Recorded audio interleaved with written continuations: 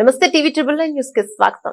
నారాయణపేట జిల్లా దామరగిద్ద మండలంలో ఈ రోజు ఉన్నత ప్రభుత్వ పాఠశాలలో ఎన్ఆర్ఐ కాశప్ప గారు 70,000 విలువ గల ఒక కంప్యూటర్ ప్రింట్ మిషన్ చేస్ బోర్డు మరియు డొనేషన్ చేయడం జరిగింది.